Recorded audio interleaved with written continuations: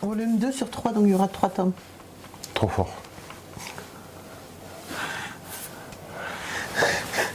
Mais elle s'est comptée en plus. Hein. Ah, mais je t'en reviens. Et c'est rien aussi. Hein.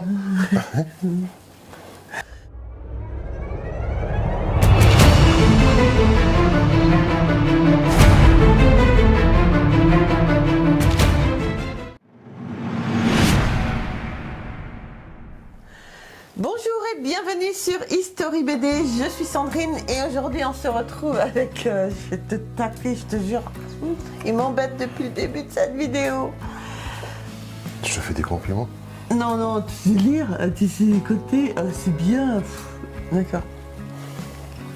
Et donc on se retrouve avec Jérôme pour vous présenter le tome 2, donc les Zazu, superbe bande dessinée donc de chez Glénat. Donc alors au scénario vous avez Salva Rubio.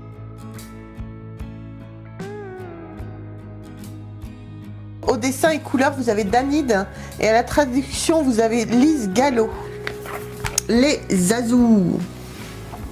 T'avais déjà fait le premier? J'avais déjà fait le premier dans les nouveautés, ouais, je crois. D'accord. Bon. Ok. Non, j'avais fait une vidéo à part, je crois. T'as fait une vidéo à part? Ouais. Très très sympa. Très très sympa comme bande dessinée. Que je vous conseille vraiment, c'est vraiment sympa. Donc bonjour à tous et à toutes. Hein. Ah oui, c'est vrai. Apparemment, je suis rentré secondaire. Donc, merci d'être là, merci d'être présent, merci d'être de plus en plus nombreux. Les Zazu. Les Zazu. Qu'est-ce que tu en penses?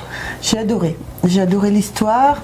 Alors c'est vrai que c'est pas trop mon style de dessin à la base, c'est pas trop mon style d'histoire à la base, mais j'ai vraiment adoré.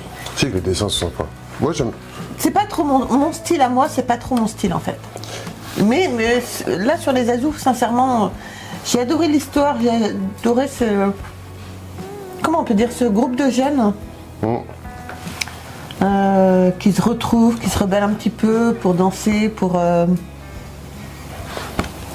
contre les Allemands. Alors, moi j'ai lu les 2 tomes, j'ai beaucoup aimé. Donc moi ce qui m'a fait, on va être honnête, moi ce qui m'a fait acheter la BD, c'est le premier ça? Ouais, c'est le tome 1 celui-là, ouais. C'est le tome 1. C'est les jeunes qui dansent sur le drapeau allemand. Ouais, la couverture est Enfin, le drapeau nazi, pardon. Couverture emblématique d'une époque alors, on va pas dire qu'une époque que j'adore, parce que le mot n'est pas du tout approprié, d'une période d'histoire qui me fascine. Oui. C'est pour ça que je préfère le laisser faire cette vidéo, parce que c'est vraiment quelque chose qui le fascine. Alors, voilà. Dans une autre vidéo, je parlais de le truc qui me fascinait, c'était la bêtise humaine. Cette période-là, c'est l'exemple parfait, quoi. C'est la bêtise humaine dans toute son apogée. Alors la bêtise humaine, ça va des 2 côtés, quoi. Ça va au plus mauvais côté, pour les nazis, tout ce qui s'est passé, tout ça, et de l'autre côté, le côté extrême, la gentillesse et la bonté des gens qui vont faire des sacrifices, voilà. C'est une période, la Seconde Guerre mondiale, c'est une période qui me fascine et qui m'impressionne, parce qu'on a tout le genre humain concentré sur quelques années, quoi. La bêtise humaine au plus profond, et tout ce qui est nazi et tout ce qui s'en rapproche, et de l'autre côté, tous les gens qui ont été sacrifiés, qui vont faire des sacrifices, et tous les gens qui vont faire, je pense à la personne anglaise qui a créé le premier ordinateur pour déchiffrer les codes d'amour. Ah oui, oh là là, c'était génial. Et qui n'a pas été reconnu parce qu'il était gay. Oui. Il y a eu un film sur ça d'ailleurs. Un film sur ça, très, très bon film. Et, très très bon film et très intéressant, par contre j'ai plus le nom en tête. Non. On essaiera de vous mettre le titre en bas. Et en fin de compte, ce qui prouve bien, enfin c'est quand je dis que c'est une période très intéressante sur la bêtise humaine, c'est un exemple parfait, mais il y en a tellement. Tellement.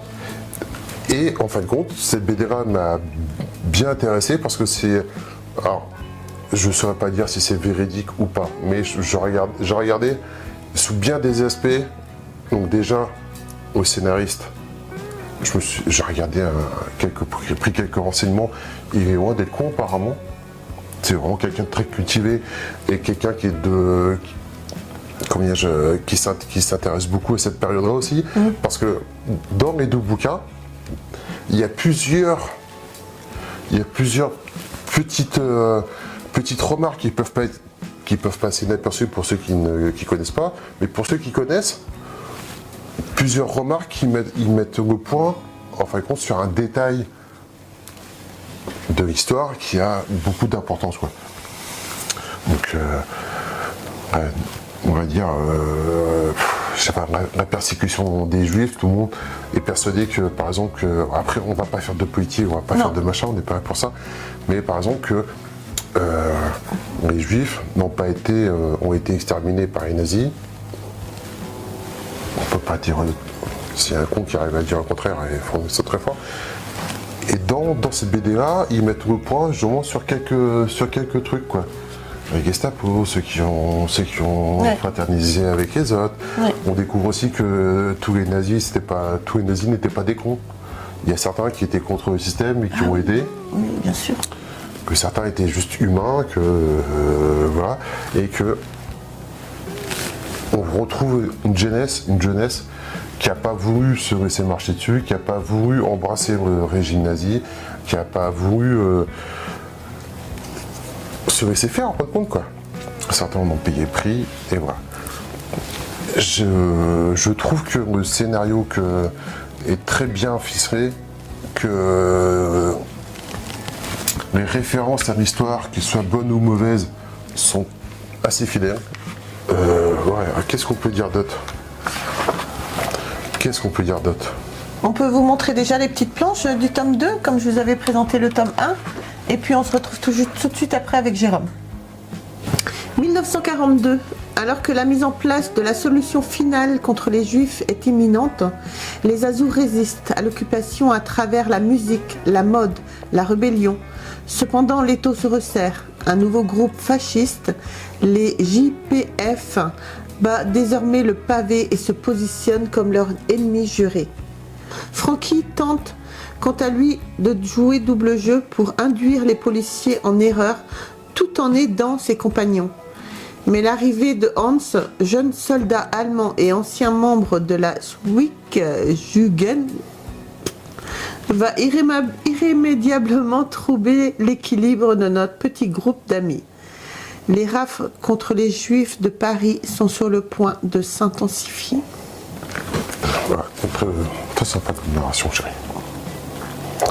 Bon, voilà. BD qui est bien ficelée, bien dessinée.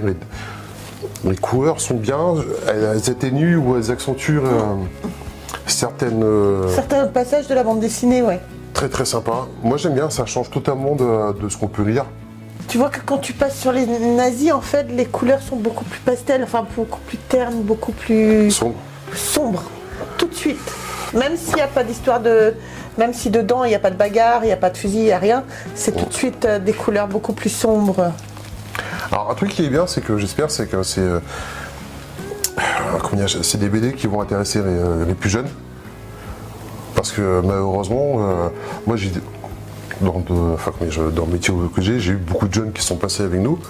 Et quand c'est arrivé une fois ou deux qu'on aborde ce sujet-là, et en fin de compte, tu t'aperçois que les jeunes, ça leur passe un peu au-dessus.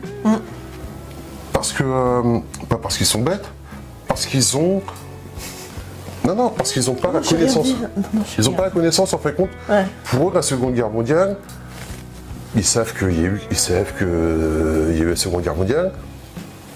Ils savent qu'il y avait les Allemands, les machins. Mais en fin de compte, quand tu creuses un peu, ils savent pas trop. Ils savent pas ce qui s'est réellement passé. Ouais.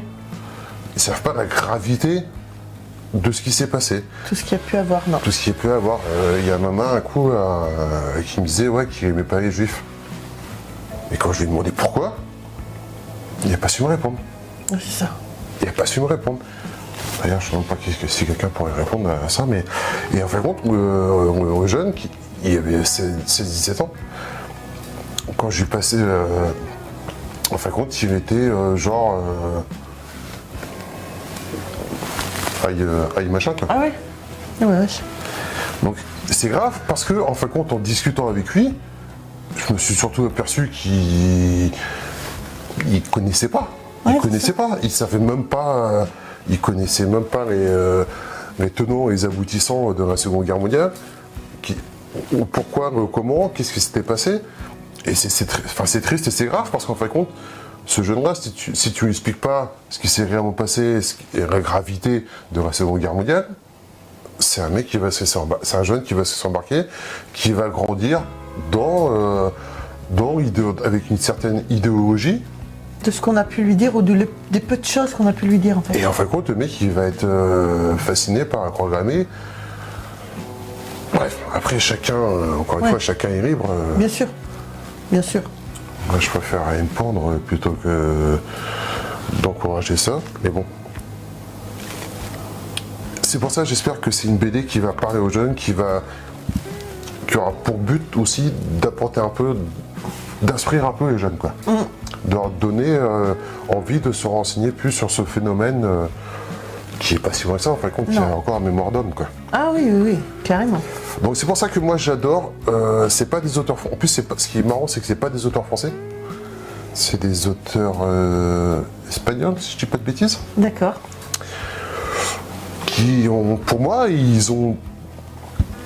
BD sont très bien, c'est une BD historique. Ouais. Et puis ce sera pas une grosse série en fait. Ça sera sur 3 tomes. Ah bon? Trop fort. Arrête, t'es super moqueur. Parce que tout à l'heure, en fait, je regardais la bande dessinée avant qu'on commence la vidéo et puis je vois volume 2 sur 3. Et je dis à Jérôme, ah bah il y en aura 3. Il me dit, ah ouais, c'est bien, c'est coté.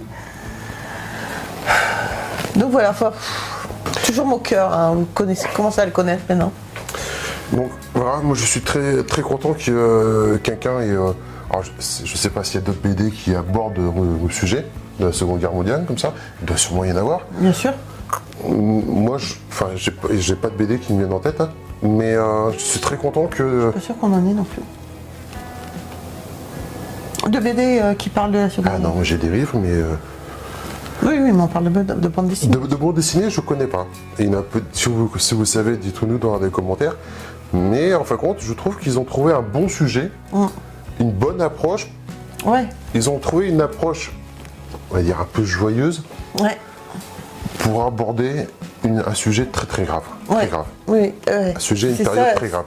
C'est ça qui est génial. Et malheureusement, c'est pas une BD qui est mise en avant dans les magasins. À chaque fois, nous, le premier tome, je vous dis, on l'avait trouvé tout en bas. Il a fallu on s'est baissé, on se dit tiens, c'est quoi les Azous? Mais voilà, c'est pas des bandes dessinées malheureusement qui sont mises en valeur alors qu'elles sont vraiment très très intéressantes et super sympas à lire. Je sais pas, peut-être que les gens ont peur de... Je sais pas. Après, c'est vrai que quand tu mets un drapeau nazi... Non, enfin bon. Non, mais je veux dire, certaines personnes... Enfin, je sais pas. Non, ça n'a aucune valeur. Enfin, c'est pas... Nous, quand on l'a acheté, quand on l'a présenté, elle faisait partie des nouveautés, en fait. Donc, pourquoi me la mettre, la cacher, l'air de dire, bon... Tu pars, c'est bien, tu pars pas, tant pis. Et puis il n'y avait pas beaucoup de tomes. Celui-là, tu l'as trouvé facilement ou c'est pareil, elle était cachée? Mais voilà. C'est pareil, parce que je te dis encore une fois, tu as le drapeau nazi. Ouais. Certains, sans même bouquiner, auront peut-être une mauvaise interprétation. Comment on dit ça? Interprétation. Magnifique. Une mauvaise idée.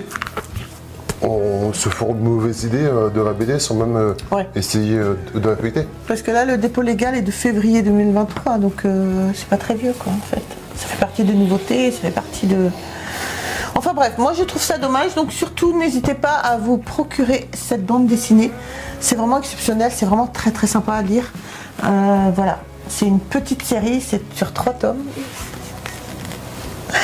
Donc je sais que ça plaira à certains, à Christophe notamment qui cherche les petites séries. Je pense que Christophe, ça pourrait te plaire, cette bande dessinée, cette série. C'est bon Jérôme, tu voulais rajouter autre chose? Alors moi je peux parler pendant des heures de cette période. Ah oui, c'est ça, c'est pour ça qu'il faut que j'arrête, parce que sinon en fait on peut faire une vidéo de 3 heures, 4 heures si vous voulez, mais il n'y a pas de souci, mais non. Mais encore une fois, je trouve que le scénariste est quelqu'un pas de passionné, hein, encore une fois, mais qui s'est beaucoup renseigné sur cette période-là et Pardon. les détails qu'il met dans l'histoire en général sont très bien. Et encore une fois, j'espère que ça va pouvoir apporter une certaine connaissance à certaines personnes qui ne connaissent pas assez bien la Seconde Guerre, quoi. Oui, bien sûr. Bien sûr. Donc voilà, surtout les amis, n'hésitez pas. Je suis obligée d'arrêter parce que sinon il va renchaîner et puis. Et donc, c'est passé. Donc voilà, surtout les amis, n'hésitez pas à nous laisser des commentaires, à nous dire si vous connaissez cette superbe série Les Azous. N'hésitez pas à nous rejoindre sur les réseaux sociaux Facebook, TikTok et Instagram. Et puis n'hésitez pas à devenir, si vous le souhaitez, membre soutien de la chaîne. Ils ne doivent pas hésiter. Hein. Et vous ne devez pas hésiter grand chose en fait. Allez-y, n'hésitez pas. Donc surtout, moi je vous embrasse très très fort. Et puis on se retrouve très vite pour une prochaine vidéo. Bye. Au revoir. On devrait faire un live Seconde Guerre mondiale. Non, c'est pas possible. Non, c'est pas possible. C'est pas possible parce qu'il y en a qui te suivraient. Déjà pour politique, t'as failli le faire l'autre jour, alors là.